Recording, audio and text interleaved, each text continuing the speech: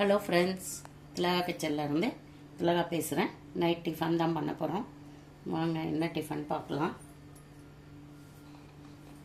இது சட்னிக்கு வச்சுருக்கேன்.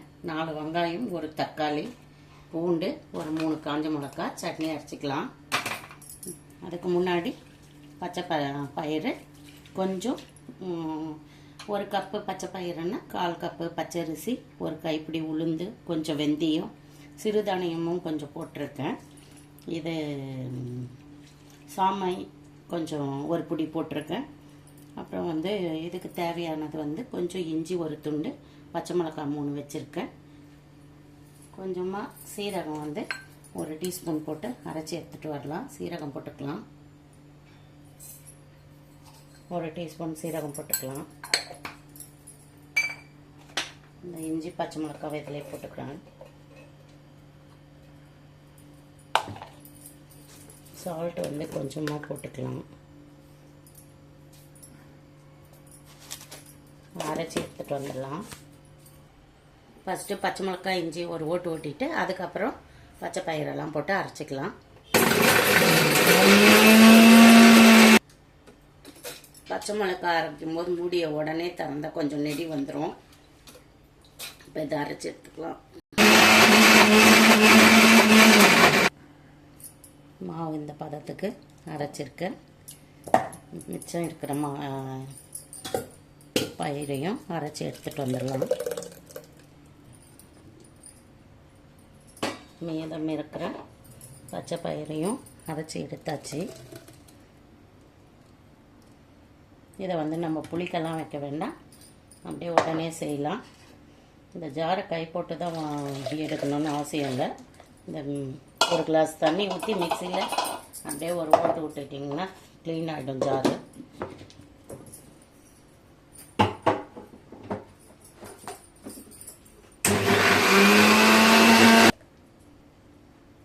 இதையும் இதில் ஊற்றிக்கலாம்.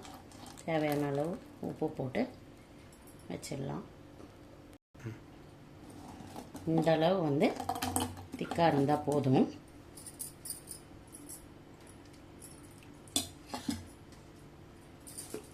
இப்போ நம்ம யூஸ்வலாக இட்லி தோசைக்கு போடுற மாதிரி போட்டுக்கலாம். இந்த புளிக்கணும்னு அவசியம் இல்லை, அப்படியே ஊற்றலாம். இதை மிக்ஸ் பண்ணி வச்சுட்டு சட்னிக்கு அரைச்சி எடுத்துக்கலாம். இது அப்படியே இருக்கட்டும்.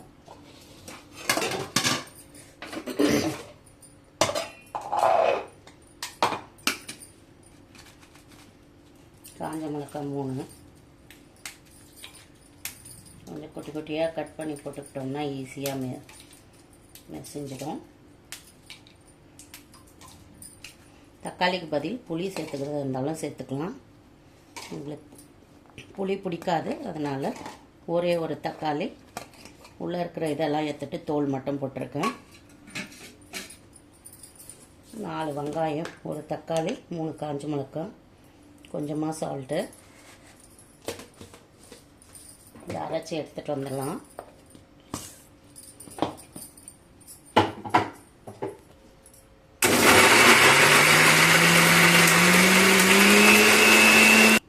இந்த பதத்துக்கு அரைச்சி எடுத்துக்கலாம்.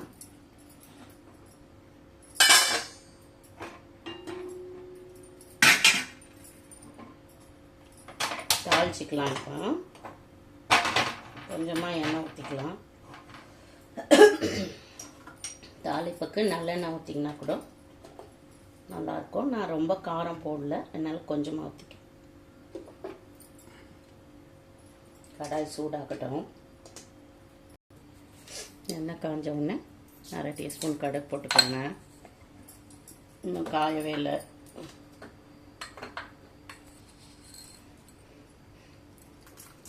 ஒரு 1/4 டீஸ்பூன் உளுந்து. கடுகு உளுந்து வெடிக்கட்டும்.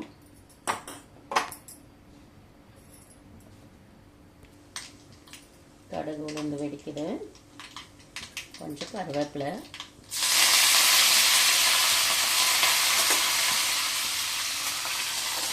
போட்டுடலாம்.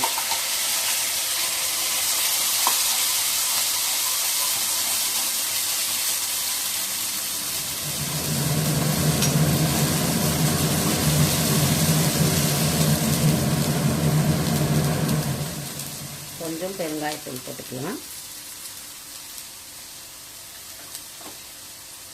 எல்லாத்தையும் வச்சுட்டு கொஞ்சம் ஒரு நிமிஷம் வதக்கி எடுத்துக்கலாம், அந்த பச்சை ஸ்மெல் போகிற வரைக்கும். இந்த பக்கம் போட்டுடலாம். ஸ்டவ் மாற்றிக்குவேன். தோசை தவா வச்சிடலாம், சூடாகட்டும். இது கொஞ்சம் மிக்ஸ் பண்ணிகிட்டே இருக்கலாம். இதை இப்படியும் சாப்பிடலாம், கொஞ்சம் கலர் சேஞ்ச் ஆன உடனே அப்படியும் சாப்பிடலாம். பச்சையாக சாப்பிட்டா கோல்டு பிடிக்கும் அப்படின்றதுனால வெங்காயம் கொஞ்சம் கலர் சேஞ்ச் ஆன உடனே சாப்பிடலாம். தவா காயட்டும். கொஞ்சம் எண்ணெய் விட்டுக்கலாம். தவா சூடாகட்டும். நல்லா சூடான உடனே வெங்காயத்துலேயே ஒரு துணி வச்சு இப்படி தேய்ச்சிக்கோங்க. கொஞ்சம் தீயை குறைச்சிக்கலாம். நல்லா மிக்ஸ் பண்ணிக்கோங்க. இது புளிக்கணும்னு அவசியம் இல்லை, அப்படியே ஊற்றிக்கலாம்.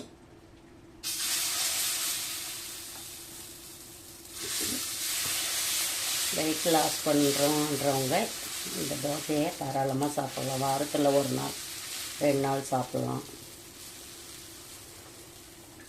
நல்லா மெலிசாக வந்திருக்கு பாருங்கள்.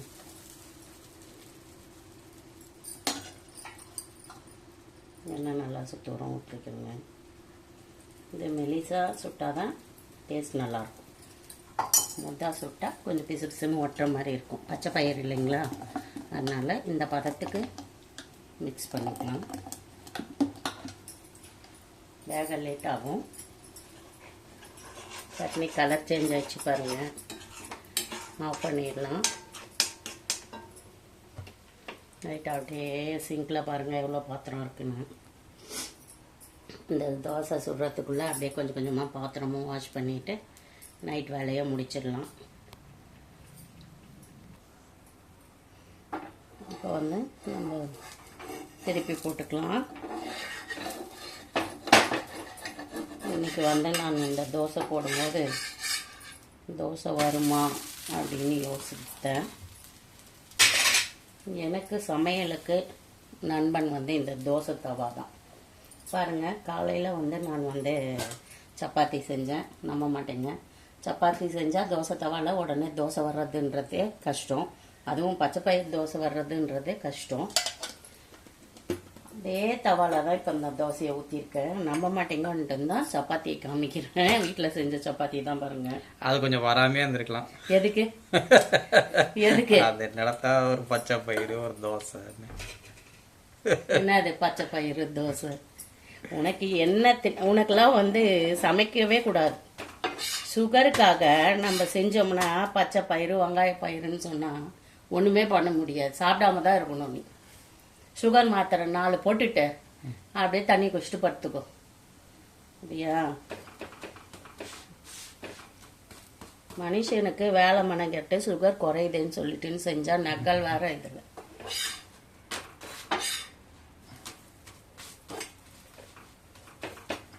ஸ்வீட் பால்கோவா சாப்பிட்டேன். ஒரு டப்பா சாப்பிட்றேன்னா அது தானாக அப்படியே ஊற்றின்னு அருவி மாதிரி விழுந்தா வாயில் அப்படியே போட்டுனே இருப்பேன்.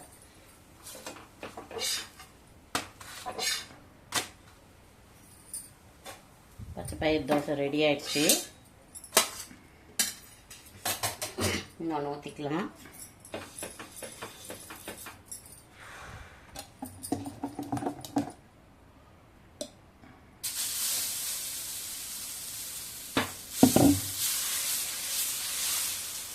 தீ மட்டும் அதிகமாக வச்சிட்டோம்னா தோசை உடனே பிடிச்சிக்கும். கொஞ்சம் தீ கம்மியாகும். தோசை ஊற்றும் போது கம்மி பண்ணிக்கோங்க. நல்லா மெலிசாக வரும். அதே மாதிரி சப்பாத்தி செய்யும்போது உடனே அப்படியே ட்ரையாக விட்டுறாமல் சப்பாத்தி செஞ்சு முடித்து கொஞ்சம் சூடாகின உடனே எண்ணெய் போட்டு தேய்ச்சி வச்சிங்கன்னா தவா எப்போவுமே யூஸ் பண்ணலாம். நீங்கள் சப்பாத்தி செஞ்சமே தோசை வராது அப்படின்னு ஃபீல் பண்ண வேணாம். சூடாகினோடனே அப்படியே ஒரு டிஷ்யூ பேப்பரில் துடைச்சி வச்சிட்டிங்கன்னா அடுத்து நீங்கள் தோசை ஊற்றுனீங்கன்னா கரெக்டாக வரும். தோசை ரெடி ஆயிடுச்சு. இன்னைக்கு நைட்டு டிஃபனு பச்சை பயிர் தோசையும் கார சட்னியும். சுகர் குறையணும் அப்படின்ற ஒரு நல்ல எண்ணத்தில் இந்த தோசையும் சட்னியும் செஞ்சு கொடுத்தா நெக்கல் பண்ண மனுஷனுக்கு காலையில் சுட்ட சப்பாத்தியே இப்போ சூடு பண்ணி கொடுக்க போகிறேன். உங்களுக்கெல்லாம் புதுசாக கொடுத்தோன்னா இந்த மாதிரி மனுஷ ஜென்மங்களுக்கெல்லாம் ஒத்துக்காது. அதனால வந்து நம்ம வேஸ்ட் பண்ணாமல் குப்பையில் போட வேண்டிய சப்பாத்தியை சுகர் இருக்கிற வாயில் போடுவோம். அதுதான் பனிஷ்மெண்ட். இன்னைக்கு இதை சூடு பண்ணிடலாம். இன்றைக்கி நைட் டிஃபன் முடிச்சுட்டு இவ்வளோ பாத்திரங்களையும் வளக்கிட்டு டைம் என்ன ஆகுது பாருங்கள் ஜனங்களே. டைமை காமி.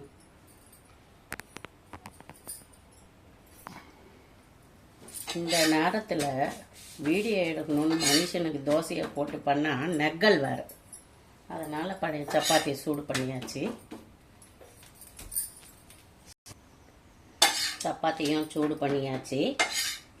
இந்த வீடியோ வந்து எத்தனை பேருக்கு பிடிச்சிருக்குன்னு சொல்லிட்டுன்னு நான் கொடுத்த பனிஷ்மெண்ட் கரெக்டாக தப்பா அப்படி சொல்லிட்டு வீடியோவில் மனசு இருந்தால் கமெண்ட் பண்ணுங்கள் மக்களே, தயவுசெய்து. இந்த வீடியோ பிடிச்சிருந்தா லைக் பண்ணி ஷேர் பண்ணி கமெண்ட் பண்ணுங்கள். ஓகே, பாய்.